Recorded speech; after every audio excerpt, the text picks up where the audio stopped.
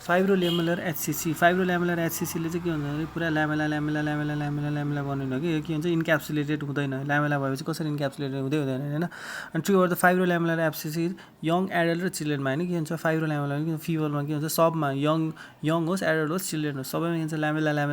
भन्यो all are true or the HCC except associated with the cirrhosis अब कसरी यो ल्यामेला भइसकेपछि कसरी एक लाइनमा ल्यामिनर भएपछि कसरी सिरोसिस हुँदैन हैन अनि त्यसपछि all of the following are true or the laminar carcinoma except AFP always greater than always भन्ने साथै यसले माथ खाइहाल्यो है त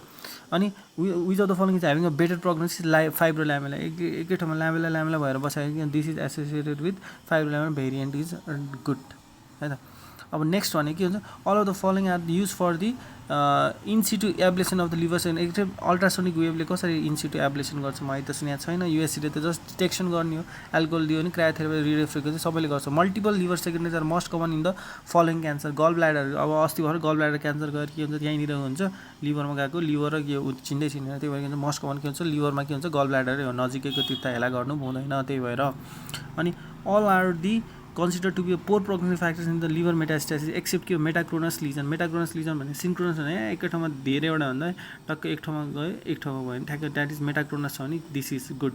क्याल्सिफिक hepatic metastasis are seen in the adenocarcinoma the कोलनबाटै जाने भनेको के हुन्छ कोलनबाट पनि कति गएर हुन्छ त्यो चाहिँ के हुन्छ क्याल्सिफिकेसन देखिन्छ है त calcified hepatic metastasis which of the following liver appear hypoechoic on the USG breast cancer नै के हुन्छ हाइपो इक्विक हुन्छ है त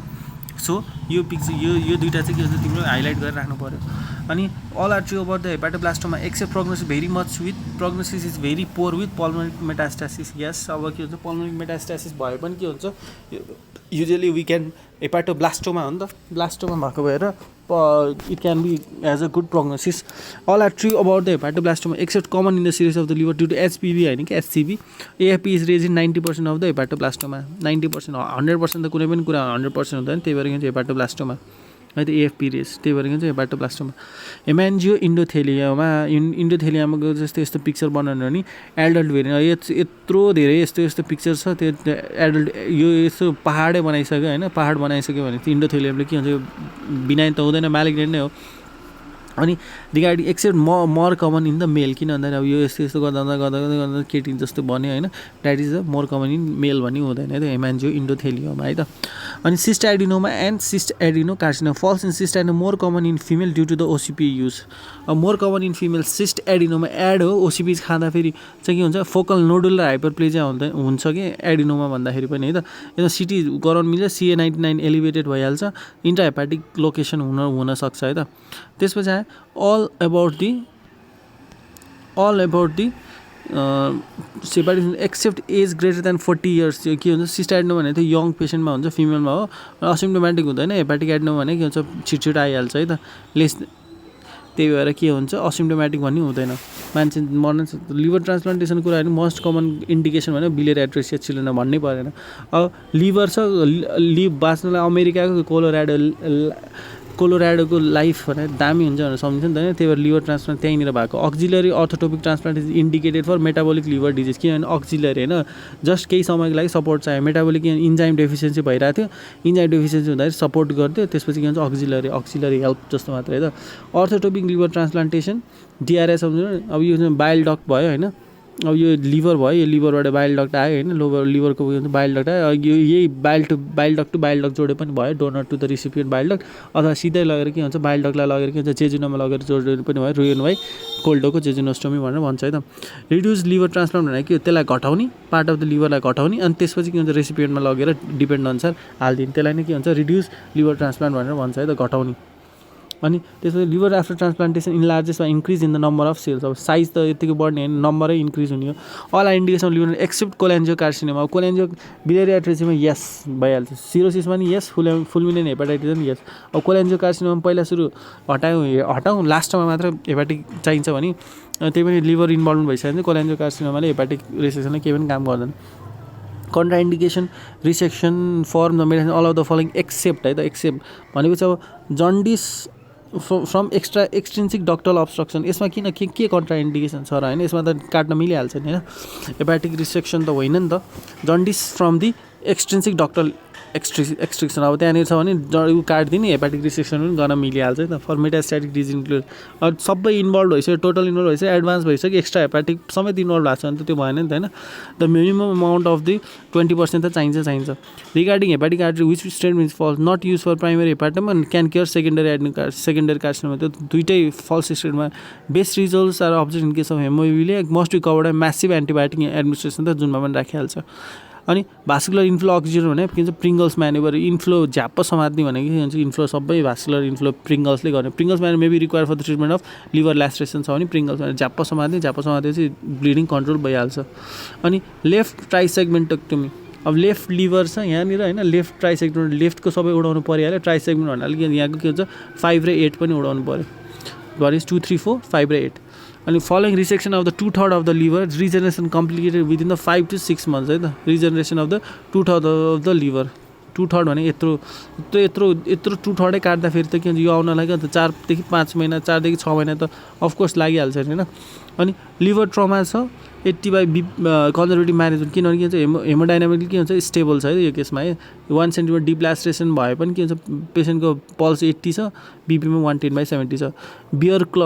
क्ल भालु ल्याएर समात्यो भने अगाडिपट्टि भनेको के हुन्छ लिभर हुन्छ हेपाटिक ल्यास्ट्रेसन हो होइन प्यानक्रियाटिक ल्यास्ट्रेसन त पछाडिपट्टि हुन्छ अरूमा त के हुन्छ ट्रमा हुने चान्सेस अलिक कम हुन्छ एचसिसी आरसिसी भनेको त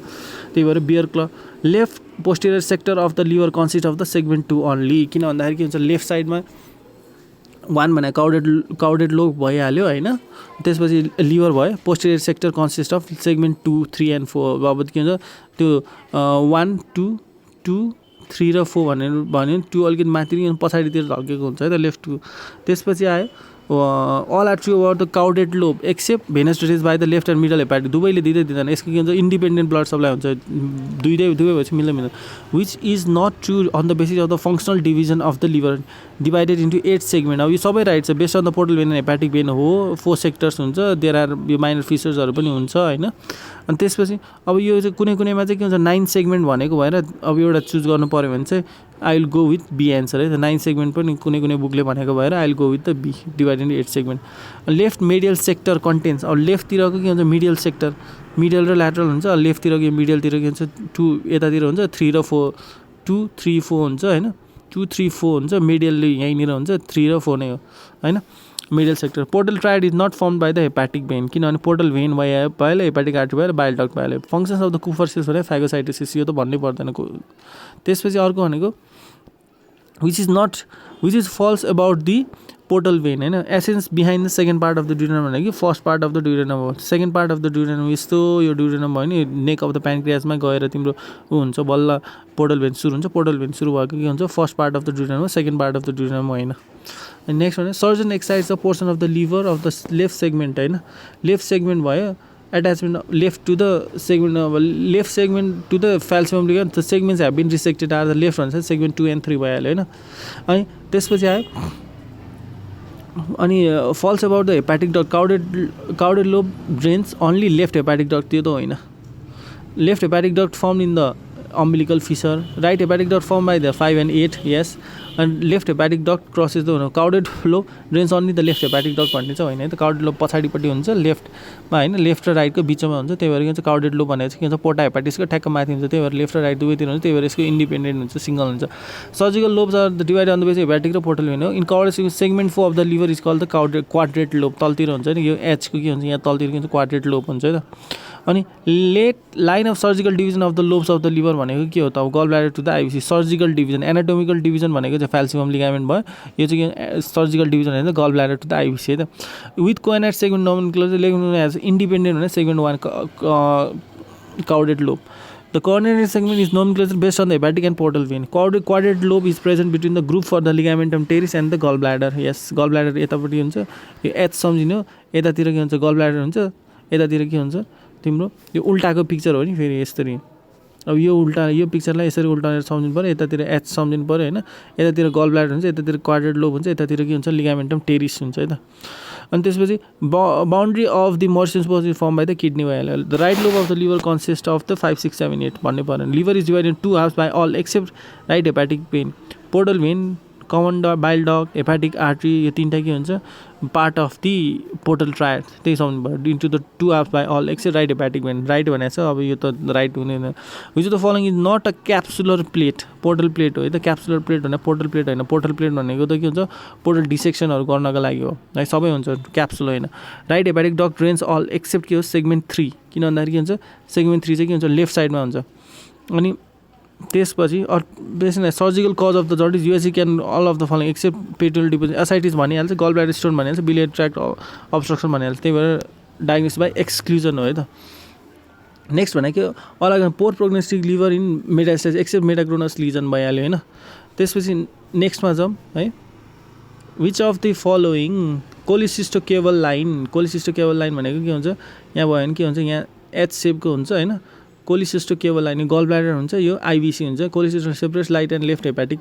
लोब भइहाल्यो which of the following Crigler Najjar type 1 भनेको it response to when phenobarbitone होइन 1 भनेको के हुन्छ पेसेन्ट मरि नै हाल्छ भनेर सम्झिनु पऱ्यो हेरिटेज सो लिभर फेलियरमा गइहाल्छ 2 चाहिँ रेस्पोन्ड गर्ने हो फेनोभाल्ब्युटोन त्यही भएर अलिकति पनि बाँच्न सक्छ 2 चाहिँ हो कन्जुगेटेड भने डक्टर्स आर कन्जुगेटेड ड्युबिन जोन्सन्स होइन डिआर है अनि त्यसपछि DR conjugated most common cause surgical cause of the jaundice भनेको सिबिडी स्टोन भयो ट्रु भएर त क्रिग्लर नजर 2 भने अटोजोमल डोमिनेन्ट हो होइन अनि child may live up to adolescence बच्चा पाउँछ कजेस अनकन्जुगेटेड हाइपरबिलियन डक्टर्स होइन नि त यो ठिकै छ फेनोभाइरल थेरापी इफेक्टिभ हो यसमा चाहिँ ट्रु भएर द अब्स्ट्रक्टिभ जन्डिस प्युराइटिस हुन्छ इक्टेरियस हुन्छ पेलिस्टोल हुन्छ पोजिटिभ इन्डाइरेक्ट भने कि डाइरेक्ट हो अनकन्जुगेटेड हुँदैन in non haemolytic jaundice urobilinogen increase in the infective hepatitis किन भन्दाखेरि युरोबिलिनोजिन भनेको अब्स्ट्रक्टिभ जन्डिसमा देखिने होइन नन हेमोलाइटिक भएपछि urobilinogen is seen in the infective hepatitis चाहिँ कज होइन युरोबिलिनोजिन इन्क्रिज हुनसक्छ कोर्बोजेस ल भने it's related to the jaundice obvious answer भइहाल्यो एक्सेप्सन भने double impaction obvious answer which not eliminate present with jaundice glutamine DR gamma GT raise हुन्छ alkaline phosphate fibrous nucleotide तीनटै के हुन्छ raise हुन्छ one is not the feature of obstructive jaundice raise urinary bilinogen भनेको हुन्छ obstructive जन्डिसको feature होइन किन भन्दाखेरि तिम्रो प्रियाइटिस हुन्छ सेरोबिलिन बढ्छ रेज अल्कालाइन फोस्फेट हुन्छ डाइग्नोसिस एक्सक्लुजन गरे पनि हुन्छ भिटामिन डी दिनेर भिटामिन के दिनेर हुन्छ यसमा कुनै डाउटै छैन अल्कालाइन फोस्फेटेज पनि हाई छ प्रोग्रेसिभ जन्डिस छ भनेको चाहिँ के हुन्छ जन्डिस ड्यु टु कोल्डोको लिथियासिस 6.7 छ टोटल अल्कालाइन फोस्फेटेज पनि हाई छ होइन त्यसपछि आयो तिम्रो यो त 50 इयर्स छ डुबिन जोन्सन कन्जुगेटेड नै हो हुन चाहिँ तर के हुन्छ प्रोग्रेसिभ जन्डिस हुने हुँदैन है त अनि in a patient with obstructive jaundice what is the possible explanation of billion of 40 अब यो रेनल फेलियर छ भने मात्रै के हुन्छ त्यो पोसिबल हुन्छ किन रेनल फेलियर भएपछि के हुन्छ जन्डिस नै हुँदैन अनि liver biopsy is done through the 8th intercostal space to avoid the lung injury किनभने त्यहाँ के हुन्छ लिभरको के हुन्छ यहाँ ठ्याक्कै लङ हुन्छ त्यही भएर के हुन्छ त्यही अनुसार गर्नु पऱ्यो क्रम्बल्ड एग एपियरेन्स सबै क्रम्बल्ड भएपछि त के हुन्छ हाइड्रेटेड लिभर डिजिज त भन्नु पऱ्यो होइन क्रम्बल्ड एग होइन क्रम्बल्ड एग जस्तै त हुन्छ हनीकम लिभर अब के भन्छ यसलाई एक्टिनोमाइसिस भन्दो रहेछ हनीकम एक्ट भनेर सम्झ्नु हनी एक्टिङ गर्छ या धेरै नै भनेर सम्झ्नु पऱ्यो कम लिन्छ हनीले के हुन्छ एक्ट गर्छ एक्टिनोमाइसिस तर हनीकम भनेको चाहिँ के हुन्छ युएससीमा हेर्ने भने चाहिँ हाइड्रेटेड लिभर हुन्छ त प्राइमेरी साइनोसाइडल डाइलेटेसन भनेको पेलियोसिस प्राइमेरी साइनोसाइडल डाइलेटेसन भनेको पेलियोसिस हेपाटिस है त साइनोसाइडल